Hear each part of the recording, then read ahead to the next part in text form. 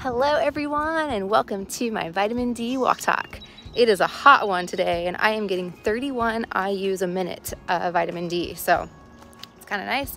I am walking my regular loop. I'm going to stop into the Healthy Pet store and kind of see what they have down there because I got a whole list of different types of food that I should be feeding my cat, so I'm going to kind of see what they have there. It's easier than going online and it gives me a chance to go walk and talk to people. But yeah, today I think I wanted to talk about cats, actually.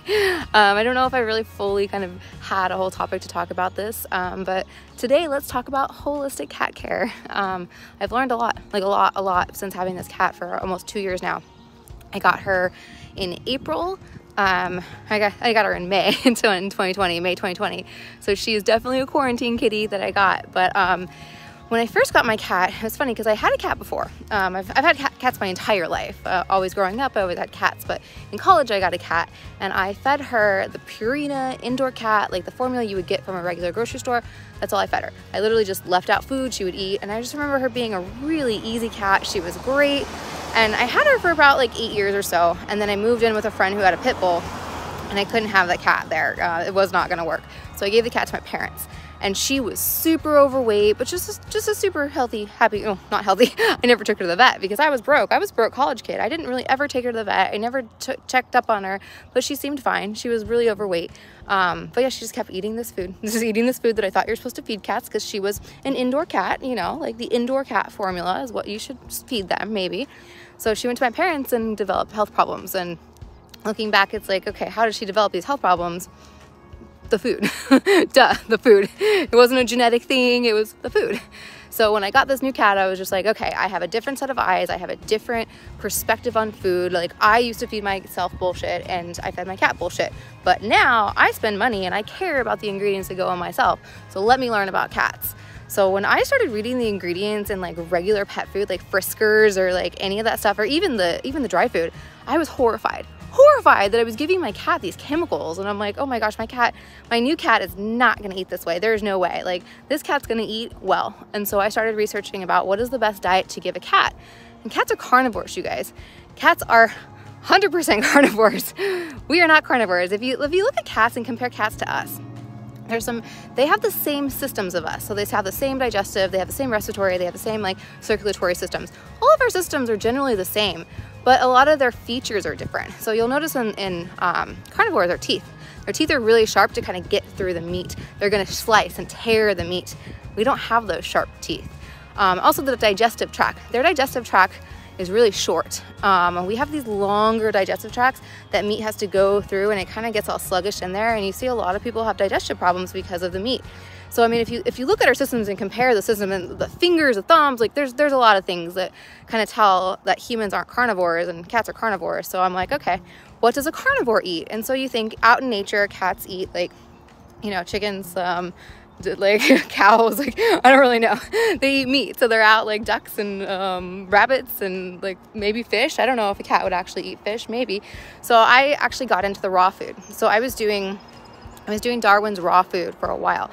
I would buy it and it still had a couple ingredients in there that I didn't really like, but it was great. It was raw. It got delivered to my door. It was kind of expensive. I want to say it was like $180 for 6 weeks or so for the food, but there was a delivery fee on it. And so I kind of got to the point where I'm like, I think I can find something cleaner. I don't really know if I love this Darwin's because it's getting shipped from somewhere else, and I really want to support a local company. So I did some research and I found a company down at the farmer's market that sold local meat, and it was like significantly cheaper. I went from like $180 to $40, you guys, so completely different. But my cat didn't quite love the food. Like, she would eat the meat the first day, and the meat a pound will last about 4 days for her, and she wouldn't eat anymore. And so I'm just like, what am I gonna do? Like, I really wanna feed her raw. I'm not gonna prepare it raw. Like, there's no way, you guys. Like, I'm not grinding meat. I'm not touching it. I'm not doing that. Like, it's disgusting. I'm not doing that. So I'm like, what do I do? So I've been kind of researching and trying to find other companies. But in that meantime, I was giving her dry food. And she loves dry food. And think about dry food kind of like junk food for us, like pizza and like cookies and crackers. Like, oh boy, once you get like a little taste, you just want like more and more and more. And this little cat loved her dry food, so she would just only eat dry food. I was just like, whatever, we'll figure it out. Just not giving her raw food. Got her off of that. Her bout, like we were feeding a dehydrated raw food, so it was a better version. It was the Ziwi air dried raw food, but still dry food, not okay. So she got sick right around the end of January, right around the beginning of February. She started off by throwing up like a ton, and then she started having bathroom problems, like urinary problems. So I'm like, what is happening? Like, she was going to the bathroom tiny little amounts and just going constantly. And this cat, she drinks Kangen water. She pees like massive amounts normally, like she doesn't normally. So you could tell that like something was wrong. So I'm just like, is she having like a UTI? Like, is there something wrong?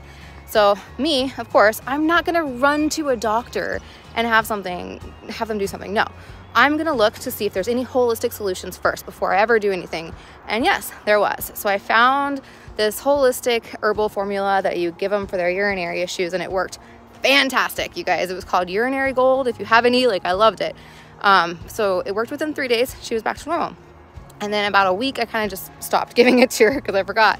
But at this time, I wasn't feeding her dry food because I'm just like, okay, the dry food's making her sick. Let's get her on wet food. So I'm just kind of rotating through different types of wet food, trying to find something she'll like. She's not eating the meat. She's walking away from this meat. I'm trying different brands. I'm spending so much money on all this fancy, expensive pet food, just trying to figure out something that she likes. And she'd always loved chicken. This cat was such a chicken lover, and she just literally walked away from her chicken, didn't want it, didn't want to eat it or anything. Sorry, a little loud. So yeah, so she's just not eating, and I'm just like, oh, whatever. So then a couple weeks go by, I get her off the herbs, the bathroom problems come right back, and I'm just like, oh man, like hopefully there's nothing really wrong with her. And so then I kind of give into peer pressure a little bit, where everybody's like, you should take her to the vet, take her to the vet. And I'm just like, I don't want to take her to the vet because I know exactly what's going to happen. I'm not going to agree with anything they say because she was going to a regular vet, and I hadn't really switched her over to a holistic vet. And so I looked to see, and the holistic vet had like a 3 to a month wait for new clients. And I'm like, oh man, I got to get her in because I want to make sure there's nothing wrong with her. So I got her in, I went and did a urinalysis. Nothing was wrong with her. And they were just like, yeah, she's stressed. But before they said that, they just sure decided to lecture me all about why I shouldn't feed my cat raw and all of this and blah, blah, blah. Like, I can't. So I didn't buy a single thing that they wanted me to buy. Didn't buy any of their bullshit Purina products. Didn't do that. I walked out and was like, great, okay, cool. So then I made an appointment with a holistic vet, and we went on my birthday, like last Friday. And it was amazing, you guys. To not be belittled by a doctor was amazing. To have a doctor in line with my beliefs was amazing. He was talking to me about energetics of food and like hot and cold and what she should be eating, and my cat should be eating rabbit and pollock and whitefish and certain things. I'm like, oh my gosh, like holy crap. So he really helped me, and he helped me kind of with the stress thing. He gave me this pheromone collar that's super natural. There's no chemicals in it, and I'm just like, oh my god, finally I'm in line, you guys. But man, you have to fight to get the care that you want in today's society. And like, god, I can only imagine if I had kids. Like, I don't want kids, but like, oh my god, like I would have to go through this fucking a million times. But I have changed over all of my doctors. So my regular doctor, I mean, I guess I don't really have one, but I have friends that are integrative health practitioners I can easily call if I need someone that's more serious. But I'm basically kind of my own doctor. I do my own blood work. I do my own stuff. I have a holistic dentist, so I do go to this holistic dentist. I'm going to be getting a deep cleaning coming up soon, and they're going to be using ozone and all the fancy stuff. I'm really excited. Not excited, but I'm excited that I'm doing it right finally. But yeah, so I don't know. It was just kind of a matter of time that I switched over all of my stuff and my pet, and now we're finally in alignment. So I would highly recommend looking at an integrative veterinarian in your area, you guys. Like, there's about 3 in Orange County, and I love, I'm so happy, like so happy that I found this doctor. I don't think you guys understand, like, so anyways, that was my kind of rant of the day. But just think about your pet, you guys. Think about like the ingredients that you're feeding them. Read the labels of the food that you're eating them. Are you feeding them real whole food?